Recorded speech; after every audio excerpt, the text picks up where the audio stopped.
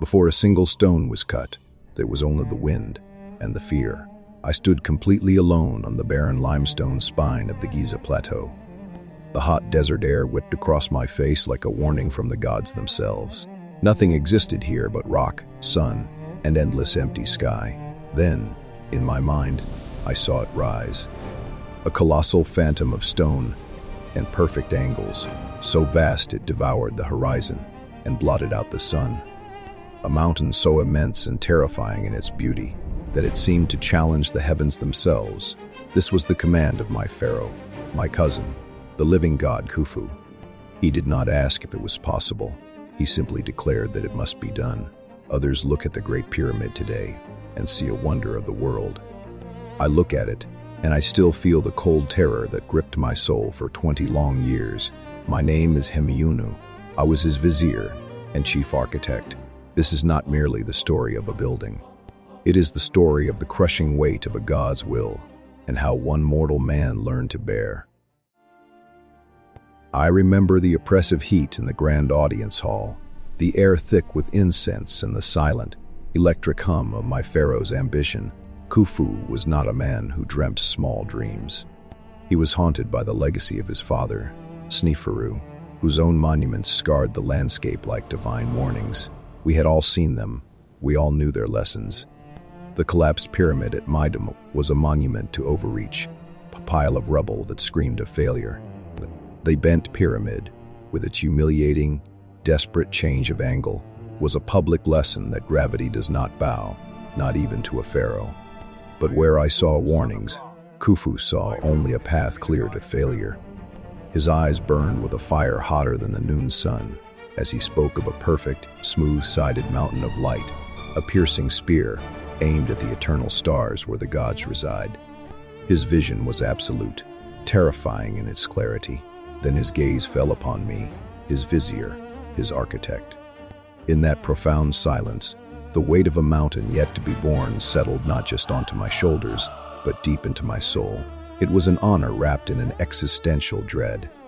My name could be sung for ages as a master builder, or it could be whispered as another synonym for hubris, another Hemiunu who reached too far. Fear was a cold, hard stone in my stomach.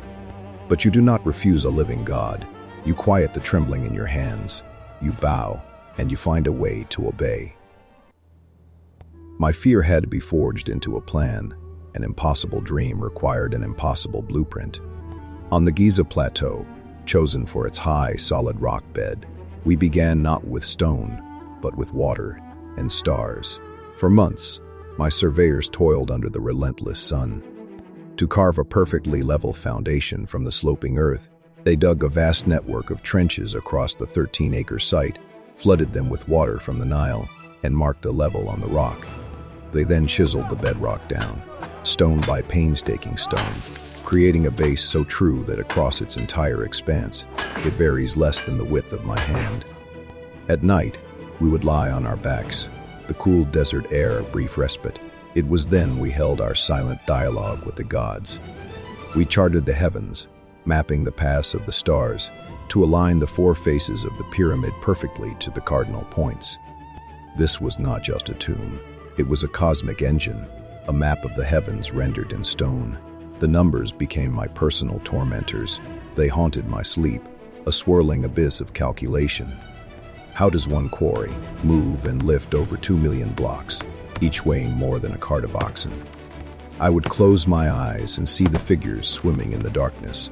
5.5 million tons of limestone for the main body, 8,000 tons of peerless granite for its sacred heart, the king's chamber. The fine white casing of the pyramid had to be floated on barges from the quarries at Tura, all the way across the Nile. The granite itself had to be dragged on massive sledges from Aswan, hundreds of miles to the south. I was not just planning a building. I was plotting the mobilization of an entire nation for a generation. Every calculation was a prayer against disaster, every measurement a plea for divine guidance. My nights were spent hunched over papyrus, seeking a path through a forest of impossible logistics. Every day for 20 years was a battle, fought on multiple fronts. In the southern quarries of Aswan, the sun beat down without mercy. turning the red granite cliffs into a furnace. My men fought the stubborn rock, their copper tools seeming like mere toys against its hardness. They learned to wield heavy, rounded dolerite balls, pounding the granite with a brutal, rhythmic percussion, slowly, painstakingly, breaking it into submission. They used the grit of quartz sand to saw through the stone, freeing blocks that weighed up to 80 tons. Each block that broke free was a victory, paid for in sweat, muscle, and sometimes blood. Then came the war against distance. I stood on the banks of the Nile, my heart in my throat, watching the fleet of barges groan under the immense weight of the Tura limestone. Every creak of the ropes, every lurch of the wooden hulls was a potential catastrophe. To move the granite monoliths from the river to the plateau, we discovered a secret from the sand itself, wetting the path before our heavy sledges cut the friction in half, a small miracle of physics that allowed teams of men to haul these giants. But the greatest enemy, my most constant fear, was always gravity. How do you raise a mountain with only the strength of men? My answer was a web of ramps, some brutally steep, that would snake up the side of the growing structure. I lived in constant gnawing fear, haunted by the ghost of the bent pyramid. I would wake in a cold sweat, my heart pounding, imagining the sound of a single, catastrophic crack, a sound that would mean the death of thousands and the end of my name. To fight this fear, I demanded a precision never before attempted. The white casing stones were cut so perfectly that the gaps between them were thinner than a knife's blade. This was not merely for beauty. This was my obsession, my prayer for stability, my desperate fanatical plea that every stone would hold fast against the unforgiving pull of the earth. To build a mountain, we first had to raise a city from the sand. Forget the stories you may have heard of slaves groaning under the lash. That is a fantasy born in other lands. This wonder was built by the proud, skilled hands of up to 30,000 Egyptians. We had master masons and engineers who dedicated their lives to the project, joined by farmers who served in rotations during the season of the Great Flood, when the Nile covered their fields. We organized them into gangs with proud, competitive names, like the Friends of Khufu or the Drunkards of Menkaure. I was not just their architect, I was the overseer of their city. We built bakeries that produced thousands of loaves of bread each day, and breweries to fill their cups with beer, the currency of their labor. We had doctors to mend their broken bones and treat their injuries, for the work was perilous. Some nights, I would walk through the quiet camps, long after the work had ceased. The air was thick with the smell of wood smoke and baking bread, the sounds of men talking, of families. I would look from their humble homes to the growing monstrous shadow on the horizon, and I felt the weight of every single life, of every family, on my shoulders. Every night, I dreaded the distant scream that would tell me my calculations had failed and a life was lost. But every morning would hear their chants rise with the sun, a unified pulse of thousands of hearts beating as one, the sound of a nation with a single, colossal purpose.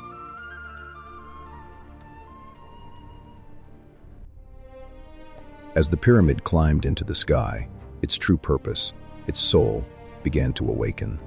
For Khufu, it was never a tomb designed to keep people out. It was a sacred vessel designed to launch his spirit out into the cosmos. That was the secret of our fanatical precision. The long, narrow shafts pointing out from the king's chamber were not for air, as some might think. I aimed them myself, through nights of painstaking observation, a sacred communion with the stars. One was aimed at the circumpolar stars, those which never die, a symbol of eternity. The other was aimed at the constellation of Orion, the celestial form of the great god Osiris, who rules the underworld and promises rebirth. They were star channels, divine pathways for Khufu's soul to ascend and take his place among the gods.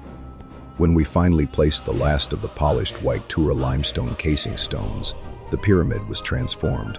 It was no longer a construction site, it came alive. It gleamed with a brilliant, blinding light, a man-made sun on the edge of the desert, so bright it was said to be visible from the mountains of the moon. I realized then, with a tremor of awe, that I was not just building with stone. I was carving a pathway to eternity, fulfilling the most awesome responsibility mortal has ever known, ensuring a god's rebirth.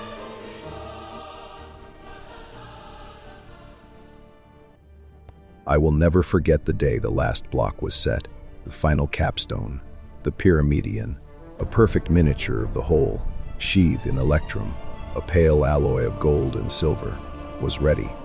As it was hauled into place at the very apex, the sun caught its polished face, and a flash of brilliant light shot across the sky, and then silence. A profound quiet fell across the plateau, a silence so deep and complete, it was louder than all the 20 years of noise that had come before. For 2 decades, the ramps and scaffolding had scarred the face of my creation. As my men began to dismantle them, stone by stone, its true form was revealed, perfect, shining. A white mountain born from our sweat and our will, the terror that had been my constant companion for a generation, finally broke. It shattered like a clay pot, and a wave of pure, overwhelming awe brought me to my knees. We had stared into the face of impossibility and had not flinched. We had built our Pharaoh's stairway to the stars. My name is Hemiunu, and while my body, like all mortal things, has long since turned to dust, my soul is bound to this structure. My legacy is not merely written in 2.5 million stones. It is in the perfect angle against the sky, in the shadow it casts across the sand, in the eternal gaze it holds with the stars. It is a story that defies the sands of time, a testament not only to a god's will, but to the thousands of mortal hands that made him immortal.